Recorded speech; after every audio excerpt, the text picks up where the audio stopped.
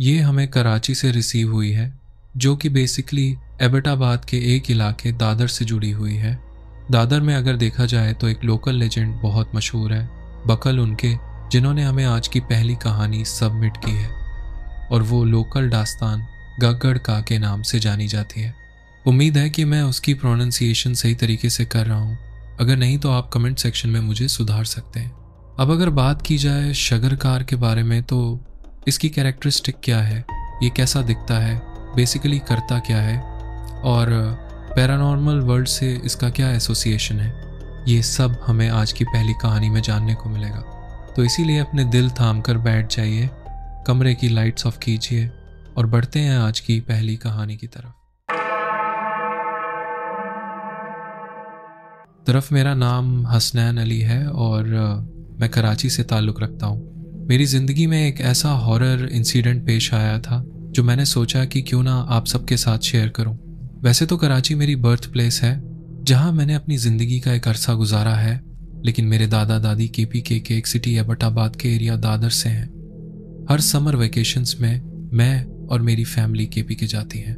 इसी तरह 2023 की बात है, जब हम सब KPK में गए थे और जून का महीना था। दिन में बहुत गर्मी थी, टेम्परेचर 38 डिग्री तक पहुंच गया था। उस रोज़ रात को भी बहुत गर्मी थी, इसलिए मैं और मेरे कज़न्स ने छत पर सोने का प्लान किया। जब हम सब लोग रात को छत पर सोने गए तो मैं सबसे साइड पर सो रहा था। बताता चलूं कि मैं अपनी कज़न्स में सबसे बड़ा हूं, इसलिए मुझे उस वक्त जन्नत वगैरह पर इतना यकीन नहीं था, या कहें कि मुझे इतना डर नहीं लगता था, क्योंकि उस रात से पहले मेरा कभी उनसे कोई सामना नहीं हुआ था। सो हुआ कुछ इस तरह कि उस रात जब मैं सो रहा था, मुझे लगा कि मेरा कज़न उठकर मेरे साइड से गया है। मुझे ऐसा लगा कि शायद हवा का झोंका होगा, जिसकी वजह से मेरी आंख खुली। लेकिन तभी मुझे वॉशरूम का दरवाज़ा खुलने की आवाज़ आई। मैंने सोचा कि ये वही कज़न है, तो पूछ कर आऊँ कि भाई कौन है और रात को इतने अंधेरे में अकेले कैसे चला गया। वरना आमतौर पर ऐसा होता कि छोटे कज़न्स अपने बड़े कज़न्स को साथ लेकर जाते हैं ताकि उन्हें डर ना लगे। उस रात अंधेरा इतना था कि वॉशरूम के दरवाजे के नीचे से जो रोशनी रिफ्लेक्ट हो रही थी, उसके अलावा मुझे कुछ दिखाई नहीं दे रहा था। मैंने दरवाजे के पास जाकर 3 बार खटखटाया और पूछा, भाई अंदर कौन है? अंदर से आवाज़ आई, मैं मरियम हूँ। अब मरियम मेरी सबसे छोटी कज़न है। मैंने कहा, भाई तुम तो बड़ी बहादुर हो, रात को अकेले वॉशरूम जाते हुए डर नहीं लगता? आगे से मुझे कोई जवाब नहीं मिला। मैंने सोचा कि छोटी बहन ही है और कोई नहीं। मेरा वहम था, तो मैं वापस सोने चला गया। जैसे ही मैं लेटा, अचानक एक ज़ोरदार हवा की आवाज़ आई और वॉशरूम का दरवाज़ा खुल गया। जब मैंने अंदर देखा, वहाँ कोई नहीं था। ये सब कुछ लगभग 1-2 सेकंड में हुआ। मैंने सोचा कि मरियम, जो कि 10 साल की थी, इतनी तेज़ी से वहाँ नहीं जा सकती थी।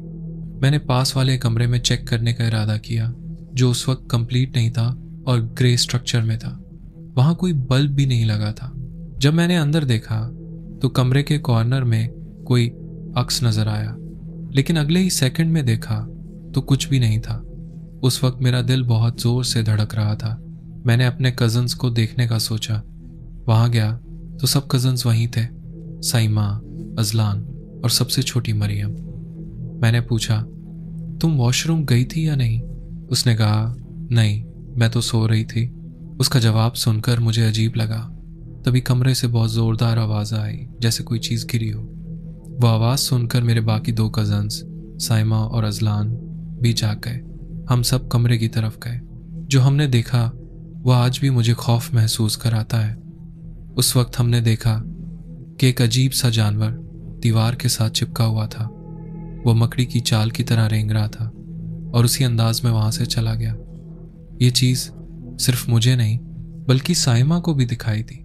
उस वक्त हमने वहां से भाग निकले और अपने घर वालों को सारी बात बताई। बाद में मेरी दादी जान ने हमें बताया कि वह जानवर नुमा चीज़ शगरकार कहलाती है, जो वहाँ का एक लोकल लेजेंड है। शगरकार की बात करें तो इसकी सिमिलैरिटीज बिल्कुल स्किन वॉकर जैसी हैं। ये अपनी शेप बदल सकता है, दूसरों की आवाज़ की नकल कर सकता है और अपने वजूद का आकार भी बदल सकता है। मैं जानता हूँ कि इस पर कोई यकीन नहीं करेगा, इसलिए मैं किसी को फोर्स नहीं करूँगा कि आप मेरी बात माने या नहीं, पर उम्मीद करता हूँ कि आपको ये वाकया पसंद आया। अस्सलाम वालेकुम। सबसे पहले तो आपका बेहद शुक्रिया कि आपने मेरी भेजी हुई बचपन की कहानी को शेयर किया। मुझे आपकी कहानी बताने का अंदाज बेहद पसंद है। मेरा नाम फरहान है और मैं फ़िलहाल बैरून मुल्क में रहता हूँ। मेरा बचपन कराची गुलशन ए जमाल में गुजरा।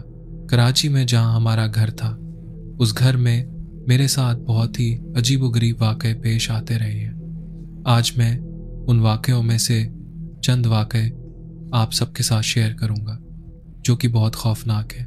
कराची में हम जिस घर में रहते थे वह घर 6 कमरों का डबल स्टोरी घर था। जब से वह घर बना था तो 5 साल तक ऊपर वाला पोर्शन खाली रहा, क्योंकि हम सभी घर वाले नीचे वाले पोर्शन में रहते थे।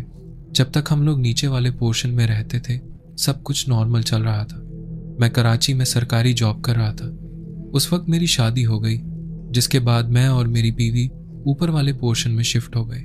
शुरुआत में सब कुछ ठीक ही था, लेकिन कुछ अरसा गुजरने के बाद हमारे साथ उसी पोर्शन में कुछ अजीबोगरीब सिलसिले पेश आने लगे। एक मर्तबा की बात है, देर रात को हमारे ऊपर वाले पोर्शन के लाउंज से किसी की बातें करने की आवाज़ आ रही थी। ऐसा लग रहा था कि 3-4 लोग किसी और जुबान में एक दूसरे से बातचीत कर रहे हैं, लेकिन जब मैंने बाहर जाकर देखा तो वहाँ कोई नहीं था। ये केवल एक बार नहीं बल्कि बार बार हुआ, और जब भी मैं बाहर जाकर देखता कि आखिर कौन है, मुझे नज़र कोई भी नहीं आता था। कभी कभी रात को 3 बजे किचन से लोगों के हंसने की आवाज़ें भी सुनाई देती थी। अगर ये सब किसी एक शख्स को सुनाई दे तो वहम समझा जा सकता है, लेकिन यह सब मेरी बीवी को भी सुनाई देता था। इस सब सूरत हाल को लेकर मैं काफ़ी खौफजदा रहता था। इसके बावजूद मैं सबसे पहले कमरे की लाइट ऑन करता, फिर किचन की लाइट ऑन करके देखता कि वहाँ कोई है या नहीं। एक रात मैं और मेरी बीवी कमरे में सो रहे थे कि अचानक उसकी चीख निकल गई। मैंने तुरंत कमरे की लाइट ऑन की और अपनी बीवी से पूछा कि क्या हुआ, सब खैरियत तो है। उसने बताया कि उसे ऐसा लगा कि उसके तकिए के पास एक बूढ़ी औरत खड़ी उसे देख रही है। वो औरत उसे आवाज़ भी नहीं दिखाई दी, बल्कि केवल एक एक्स नजर आया। मैंने अपनी बीवी को पानी पिलाया और कहा कि ऐसा कुछ नहीं, शायद कोई ख्वाब या वहम होगा। उसे तसल्ली दी और पानी पिलाकर मैंने उसे सुला दिया, मगर अंदर ही अंदर मैं जानता था कि मामला कुछ और ही है। पहले तो मैंने ये बातें अपने घर वालों को नहीं बताई, लेकिन जब ये रोज़ का मामला बन गया तो मैंने सोचा कि अपने घर वालों को इस सब के बारे में बता देना चाहिए। जब मैंने अपने घर वालों से सबके बारे में डिस्कस किया तो मेरे छोटे भाई से मुझे पता चला कि रात को उसे भी अक्सर आवाज़ें आती हैं, और ऐसी आवाज़ें जैसे कोई शीशे तोड़ रहा हो। अब हम सबको ही पता चल चुका था कि हमारे घर में हम घर वालों के अलावा एक और मखलूक भी रहती है जो शायद हमें नुकसान पहुंचाना चाहती है। इसके बावजूद हमने किसी आमिल से राब्ता नहीं किया, क्योंकि अभी तक कोई जानलेवा नुकसान नहीं हुआ था। तो ये थे कुछ चंद वाक़े जो मैंने उस घर में एक्सपीरियंस किए थे। उम्मीद करता हूँ कि मेरा ये मुख्तसर सा वाक़या आप सबको पसंद आया।